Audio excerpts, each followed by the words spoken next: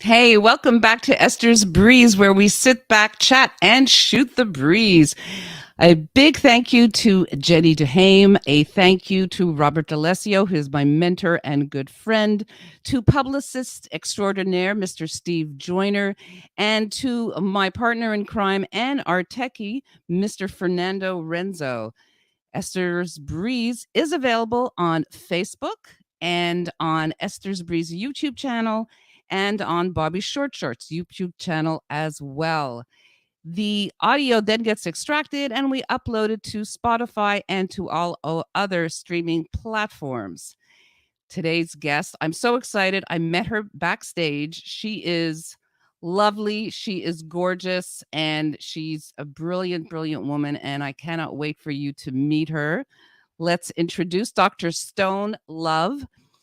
She is a motivational speaker, essayist, personal coach, and faith powered global seminar presenter. Her first book, Decision Time: How Strength Based Decision Making Changes Everything, which she wrote in 2015, is the primary source for her mentoring and motivational practice.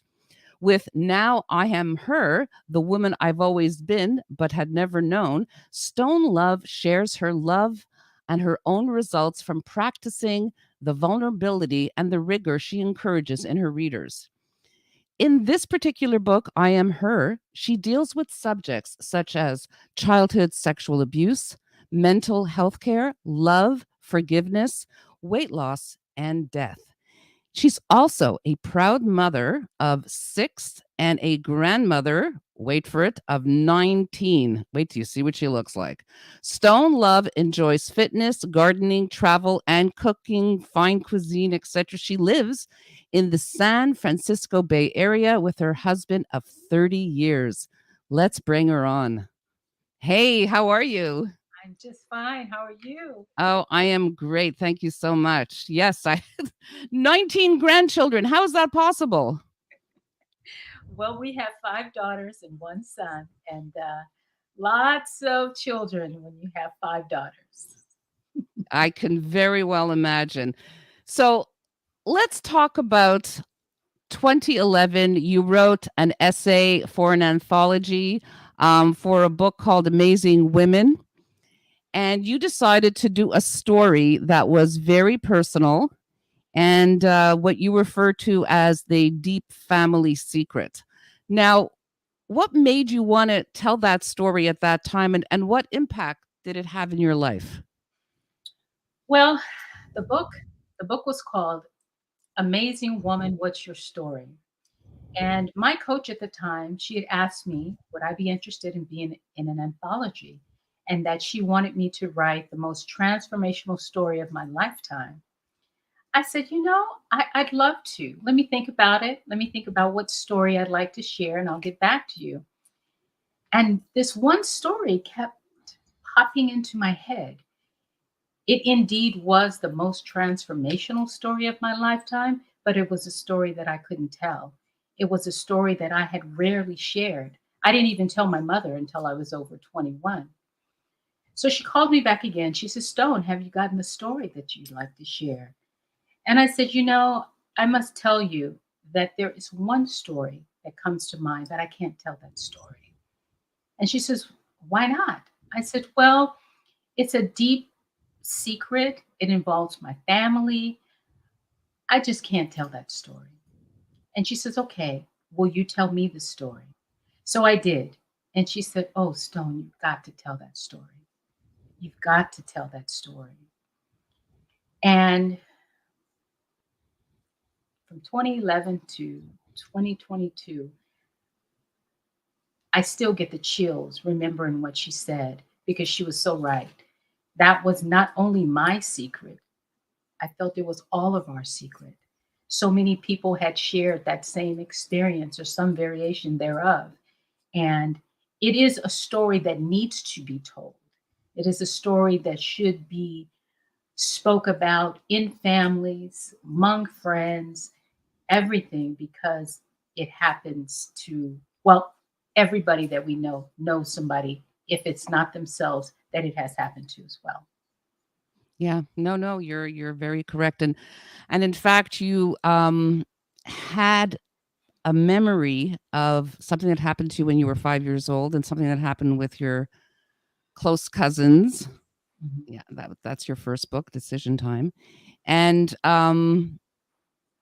what sparked you had a certain memory of it? Was there a certain incident that happened in your life later on that brought back the memory of what happened to you when you were 5? You know, it wasn't one particular memory that caused me to think about it. I actually felt that I was really good at stuffing it down. I was overeating. I was over talking. I was overspending. So all of those kind of things are signs that there's something that you need to deal with. And I just continued. I had a lot on my plate. I was raising my children. I was working. I was being a wife. I was trying to know myself. I was doing a lot. So there were many places to layer that story under, but it shows up. Yeah. It showed up in my blood pressure. Like I said, all of the overindulgent, it shows up. So this is something that we need to deal with. So, what led you to write your first book, Decision Time? How strength-based decisions, making changes in everything, that you wrote in 2015. Yes, I am so proud of that book, Decision Time: How Strength-Based Decision Making Changes Everything. I had to write that book because I was the result of that work. I had toured. I even came to Canada. Was one of the places that I spoke from the stage. Um, but quite frankly, I was tired of telling that story because I didn't feel like I was offering a solution. I felt like I was scratching open wounds that I wouldn't be there to help close. So I thought I need to reverse engineer, think about what happened, think about how I became the woman I am today, and think of what I can put together to share that with others, to encourage their healing. So that's where decision time came from, making a decision to find the strength within yourself, and it will change everything about your life. Yeah, there was a quote in one of your books where you talked about that how we have to lead with intuition, and that's sort of our first wave of how we think things out. Tell us about that. I love that you said that. Yes, I've always heard follow your first mind. You know, I've heard that, but my experience has been every time my intuitive voice speaks to me, it never leads me wrong. Never. It could be as simple as it's time to go now. Yeah. And you'll argue with you like, no, but everybody's having such a good time. You know what I mean? Meanwhile, you don't know what's going to happen. You don't know what energies are going to come and affect you. So, just thinking back on my own experience with my intuition and realizing it has never led me wrong. And I have never spoken to anybody that said, my first mind told me to do that and I didn't do it and I was right. No one has ever said that. They've always said, my first mind told me. They refer to their intuition as their first mind or something told me. And when they followed it, they said, I'm so glad I missed that. I missed meeting a person. I missed a catastrophe, whatever. And sometimes you may never know the reason that voice said it's time to go. Or you may never know when that voice says, okay, don't say anything else, but it's right. And so I have learned to obey that voice, Yeah. intuition. Yeah. I don't always, but I know that I am not to argue or try to rationalize or bargain with. I should just follow. And I am in heavy practice of that. Yeah, I'm with you on that one 100%. So, what led you to become a personal coach? What what was the process of that? The process was because we were promoting the book, and we did a tour from Philadelphia to San Diego, up, like I said, to Toronto. And the thing that really surprised me was after my story, people would stand in line to talk to me. And I'd be like, wow, and I'd really like to, I need to tell you, Stone, I resonate with your story and I'd like to talk to you further. And I was giving out my phone number to all of these people. Really? Yes. And I was That's on a the little crazy. phone Yeah. talking to them. And it was my son, Princeton. He said, Mom, who are all these people you're talking to? I said, "Well, I'm helping them." And, he's like, "Are you their coach or what are you doing?" I said, "Well, I'm actually ministering to them. Their story really relates to mine, and I'm trying to help them with it." And it was my son that encouraged me to really take this seriously and put some form to my teaching, to study a bit more. I had gone to years of counseling to the point where I was an aide to a counselor, and I Wow. was helping, excuse me, with all of the various stories around sexual abuse. So I decided I'm gonna do this because there's so many people that need the help. So many people are where I was, and I want to help them to at least where I am. So I felt with the knowledge that I had, it would just be a sacrilege for me not to share it, for me not to encourage the healing. I agree, and I think a lot of individuals who have experienced abuse as a child, they sort of disassociate themselves from that child that they were, and bury those feelings and those emotions so deep, and in fact, it does affect their lives, but they have no idea.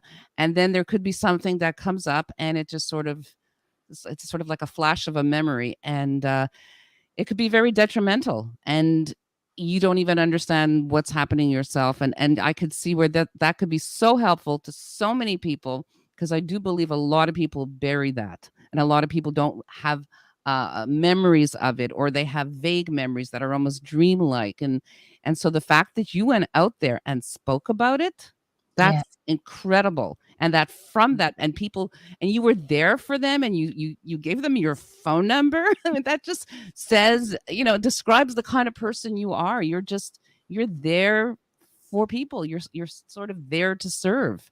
Okay. And that's just who you are. And even having met you backstage, you could just see that, that light that you have. So Okay. yeah, kudos to you. And so your new book, Now I Am Her, and I know it's a very long name, so I'm just going to refer to it as Now I Am Her. So let's talk about that, because I read about 60 pages. And what I liked about it was that you gave space for the individual's own work. It was like a workbook, Oh, and wow.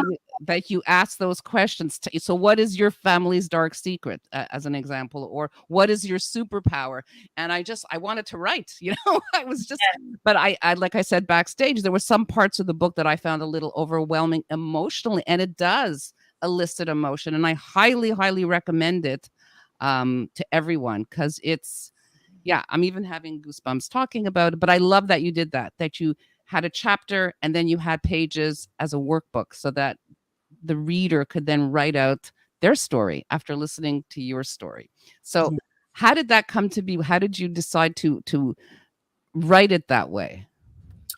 Well, thank you. Thank you very much for the compliment. The stories are very impactful, and I know that they are triggering.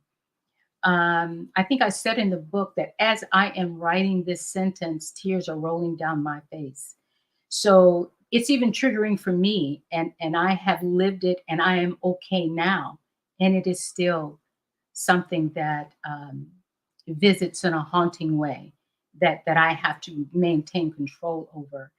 And I thought since that happens for me, it must be true for some other people as well. So I wanted to give people an opportunity to process the information. You know, Now I am her, the woman I've always been but had never known.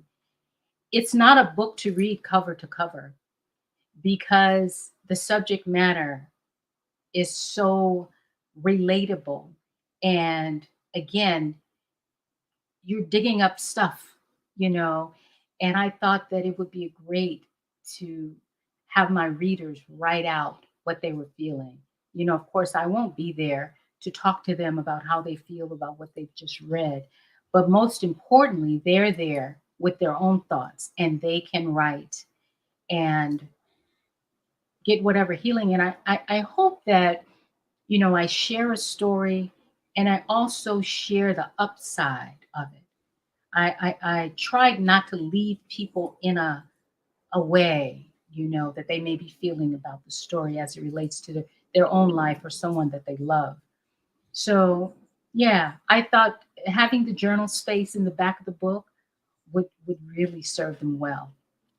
And one of the stories that I read was where a gentleman approached you and you thought he was going to hit you because you had cut him off without realizing, and apparently he had a lot going on, inside, that he felt so like that you just left him there, and and you talk about what you think might have been going on with him, the child within, what was happening, and Yeah, you sort of pulled out your, I guess, your empathy card, like you knew, like, this is how I have to deal with this gentleman, and to also protect yourself. It was sort of a survival mechanism. And then and then at the end it's like, what's your superpower? And it yeah, got me, like, I wanted to write, like, yeah, okay, I think I have empathy too, and I think I make people laugh, and it's so like thought provoking. So it's not just a book, like I said, it's also a workbook. So I'm curious, how can we purchase the book? You can go to my website. My website is decisiontimestonelove.com, Okay. and the Decision Time book is there, and also in the shopping cart, I Am Her is there. Oh, wonderful. You follow me on Facebook or Instagram. I'm Stonology underscore stone underscore love. And I have a little bit.ly link that you can go. Right. Yes, yes. Yes, yes. No, that's really wonderful. So, in terms of writing in the future, what are your plans? you know, there's so many stories that I didn't tell that I Oh, and it's really it's therapeutic for me too, to write this stuff out and to think about how I feel and versus how I would like to feel. You want to be come from a healed place. You want to be um, an adult about things. You don't want to be so affected. And I like to journal about those two spaces, how I actually feel and how I would like to feel. So I like to write a book like that. Like if this, then that. You know, if this happened to me, then who am I now, and who would I like to be? I'd like to write a book, something like that. So I have to think about it and flesh it out a little more, but that intrigues me. Yeah. oh, it sounds interesting. I can't wait to read it. So, getting back to the first book, I actually wrote down this question that I wanted to ask you. So, what is making a strength-based decision as the title of your first book? Like, what exactly does that mean? A strength-based decision. Mm. That means that you're not people pleasing. You're in Okay. your own power. You're not just saying yes to get along. You're saying yes to yourself. And oftentimes that means no to someone else. You're in your strength. Um, w- Traveling all over the world and talking to different women, the number one thing that I captured that prevents us all from reaching our full potential is we're not making a decision from our strength. We often make decisions from our fear, from a weaker place. Oh, I got to keep this job because it's a Right. restriction or whatever, or I got to stay in this marriage because no one else will love me. No, a strength based decision would be I got to leave this job because I'm overqualified and there is someone out there willing to pay me what I'm worth. You know, I got to leave this marriage because I have limited time on this planet and I need to be happy. So Exactly. so that's what I mean by strength based decision, not from that weaker, scarcity, fear based place, but from your own power, from your own initiative, your strength. So I love that. And your website is called Stoneology. So Yes. that brilliant. What does that mean? You, Stoneology. you know what? Facebook actually gave me that name. Okay. I would write my little saying, some little quote that I'd made up, whatever I was feeling that morning, I would share it. And people would come to my page and they say, Stone, I love coming here in your little stoneologies, And I said, oh, okay. And some people would say, oh, I love that stoneism, and the stoneology. I said, that is so cute. And it stuck with me. And I named my business Stoneology. Okay. Love it. It's really bringing out the brilliance in you. Um, that light you talked about. Thank you for that compliment. It's truth. Thank you. It's shining that up.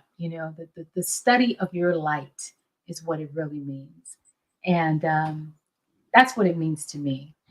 Um, you know, yeah. I love that. I love that.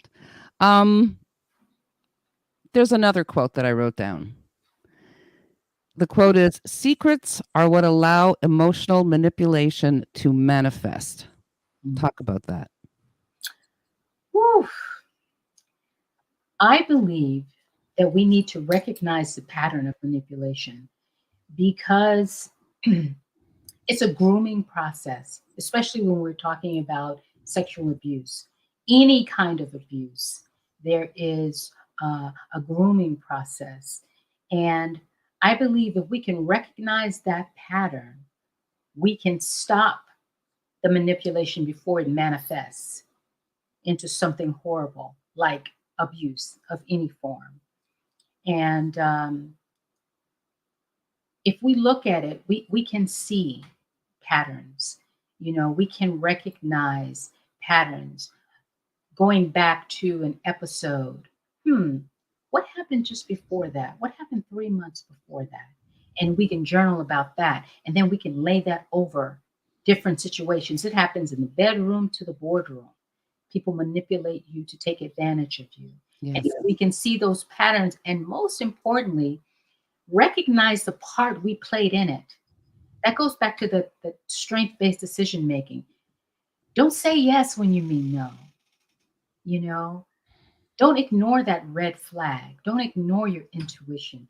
Don't shut down that intuitive voice in yourself and participate because we have to know that we participate in our own manipulation because we go along with it.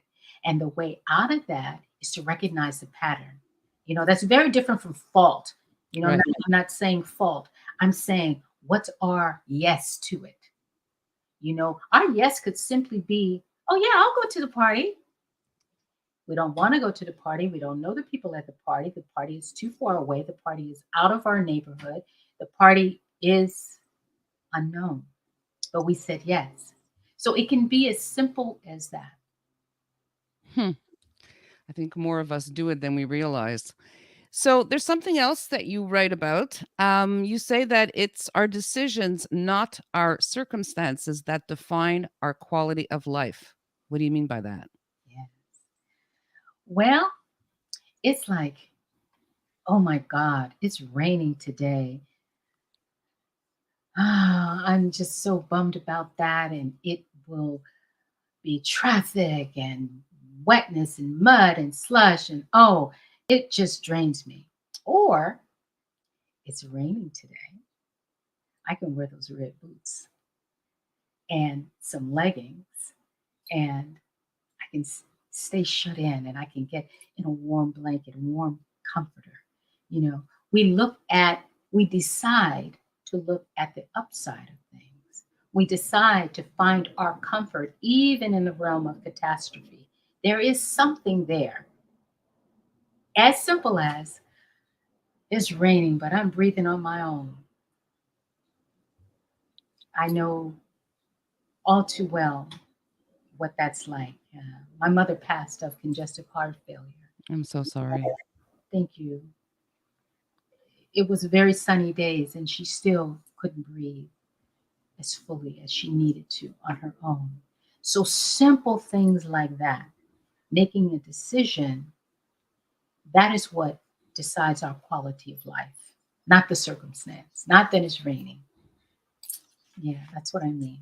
I love that. I have one more. I'm sorry. As I was reading, I was making, I was very excited. So this one is, you say, I believe our view of others is a direct reflection of the views we have of ourselves. I feel like I'm dropping these nuggets, these golden nuggets of wisdom that you call stonology. So this is exactly what we're doing right now. But yes, so what did you mean by that? And I love that, by the way. Well, what I mean is if I'm okay with me, I got to be okay with you. Because there are some days that I'm just not okay. I don't feel cute. I don't feel comfortable. I feel bloated, but that's okay. So when I see you experiencing your own humanness, that's okay. That's okay. You know, we can commiserate or not. But if I'm very self critical of myself, then I'm quick to point out your shortcomings. You know, um, I believe that when we're happy with ourselves, we can be happy with others, even if they're different from us. Yeah, 100%. And, I try to, you know, because my mood starts with me, not with what happens. And I try to walk in. People have said, "Oh, Stone, I'm so glad you're here. You just, yeah." Well, I'm glad to be here, you know, and that comes out. If I was, that's a feeling too, and that's contagious. So I really believe if I'm okay with me, I'm okay with you. Yeah. Wonderful. You've done a lot of traveling. I know you talk about traveling to Dubai and to Paris and the UK, but you've also traveled to Montreal. I So have. I yeah, and that's where I'm from rather, and a lot of our viewers actually are from Montreal as well. So you've been here how many times? I think about 5. Yeah, 5 times. yeah. Okay. And do you know people in Montreal? I do. One of my co-authors, Donna DeLuca, she lives in Montreal, and she had been inviting me to come to Quebec for 8 years. And I finally saw an opportunity to come, and I came. I came to see my friends perform at, they do a TV show at TVA, and it's a beautiful dance. And so I was able to come there and enjoy the place. I do love it, and I plan to come back. Oh, that's great. So, on that note, we have a little surprise for you. We Oh, have a gentleman here from Montreal who you know, and he's in the studio, and we are going to bring him on. okay. Charles Vaccaro. Surprise! Hi. You have to unmute, Charles. Your microphone is muted. Wait, it's still muted. Hello. Hey. Hello. You Hello. hear me now? Yes. How are you? How are you? Surprise. Wonderful surprise. Hello. Hello. This has been so interesting. It's so nice. Yeah. Absolutely. And we spoke about you before, Charles, and I didn't want to let on that I was going to surprise Stone by bringing you on. So Oh, that's fine. yeah. So Charles is one of the people I was telling you that I'm going to come and spend time with. I was going to Yeah. spend time with him and his family, and I missed that. But Charles, I'm going to. We're going to do it. Oh, Yeah. we're waiting, and now you have more friends. It'll be a bigger party. Yes. Yes. that's a photo of the two of you together. So explain the relationship. How did you two meet?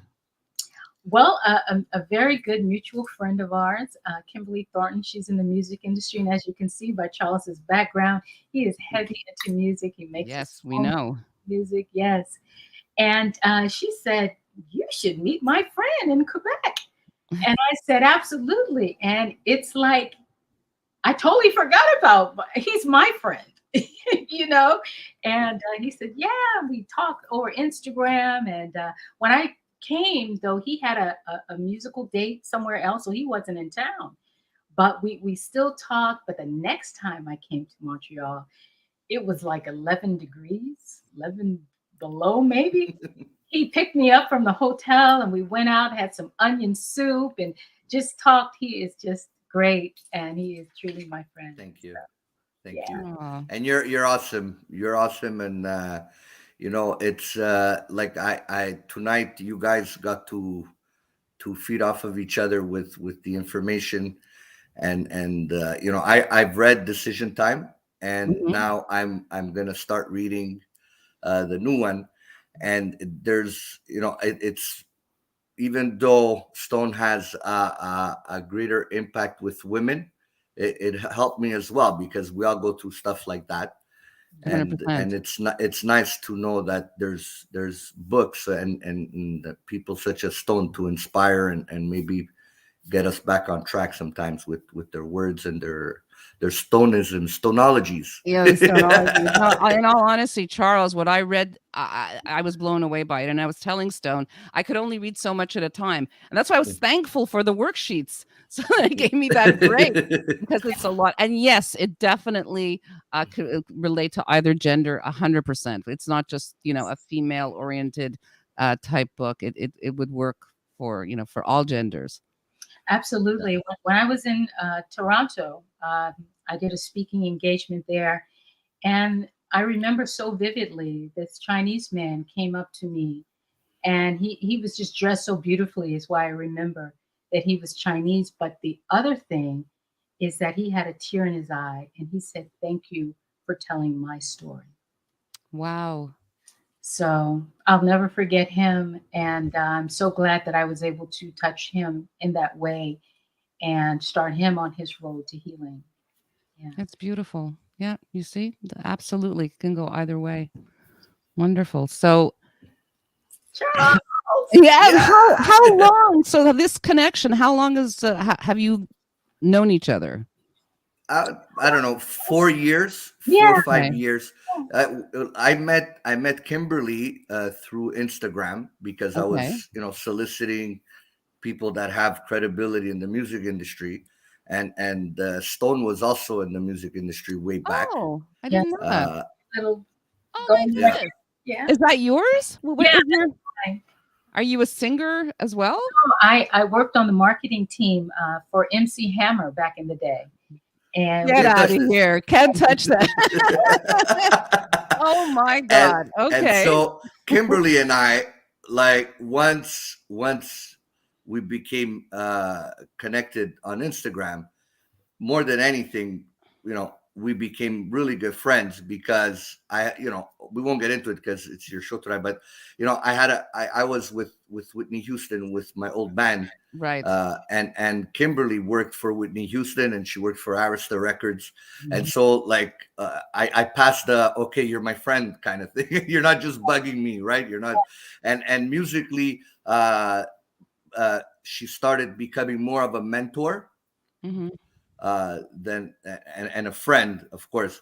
And then one day we were laughing about something, and she introduced Stone to the conversation, and that was an instant friendship as well. Mhm. And it's just been that forever since the day we met, on social media. So that there's the impact of meeting strangers on social media that can actually become friends. And I 100%. have an old expression that I came up. I said I don't make contacts, I make friendships. Yeah. And Beautiful. then there's so much to learn. Besides we toss the music aside and just on friendships and the whole all the stuff that's been happening too. We discuss the Black Lives Matter and COVID and and the United States with Canada, and Yes. it's a constant learning experience when you start picking your friends' brains that don't live in the same community as you. So Yeah, you're an absolutely. inspiration. Oh, Yes. Oh, yeah. good. That's the little inscription I believe you wrote in his copy of the book. Yeah. Yeah. Yeah. So Charles sent me that photo and the photo of the two of you together. So we I just sort love of, yeah, we sort of got together and said, okay, what if we surprise her? So that's how that's a this surprise. came to be. Where's the cake? I Where's know. the cake? Was there supposed to be a cake? Oh my goodness, I'm so sorry. There's no cake. No, how are we gonna eat it? That's true. Next We'll time, have some wonderful dessert when I come. 100%. Yeah. And I'm coming too, by the way, just so you know. Yes, Oh, please. I'm definitely, inviting myself. Absolutely. definitely. Yeah. And I'll have finished the book by then, and I'll probably, need a lot of, consultation and therapy. So Well, Stone was supposed to be here last week. Stone was supposed to be here last week, yeah, she was but I telling us. guess Yeah. with all the festivals right now, the tickets were like $1 million. So They really you are. know, Are they Tickets, yeah. really? Wow.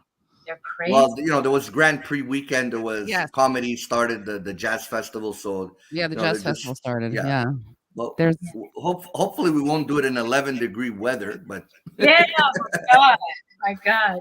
And I yeah, needed to be here, for the launch of the book. And, I just had stuff to do. And this is kind of like I had to say yes to the work, but I really wanted to come and have fun. But we're going to do that.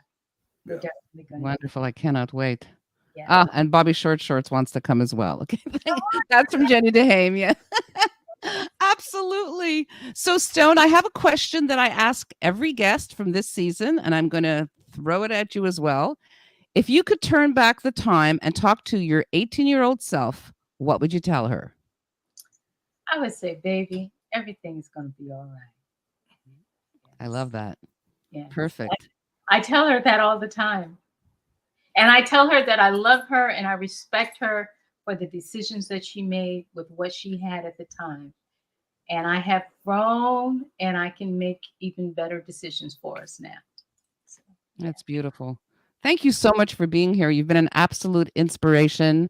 I could see that from the comments that a lot of people were very moved by many of the things that you said. And guys, really, if you read her books, because I did not read the first one, I'm halfway through the second one. It is beautiful, emotional, many nuggets of wisdom. And I highly, highly recommend it. And you can go on her website. Fernanda, if you can bring it up again, the banner. Uh, and it's also in my description, the link to the website as well. So that, you can find the book there. There it is. Yeah, you could purchase it there as well. Thank you so much. And Charles, you have something coming up in August. Do you want to tell us about it? Do you have a live show? Yes, I'm playing 2 nights for Fest, Oh, and wonderful. this year they moved it up to downtown, so it's at Okay. Quartier des Spectacles, Oh, I and didn't know it's that. That's good to know. Okay. August 19. I will be performing at the 3 o'clock, and August 20, which is Saturday, will be at 6. So be there. It's an acoustic set with another friend of mine, guitar player, and I'm happy because it's downtown. So it's Italian week and it's downtown, so it'll just make it a little different this year. That's amazing. Thank We you. will definitely be there, Fernando and I. And I encourage everyone to come out and then see that show as well, because Charles is an amazing talent. So you don't want to miss it. Stone, thank you again so very much. I think I'm in love with you. Oh, Charles, I've always been in love with you.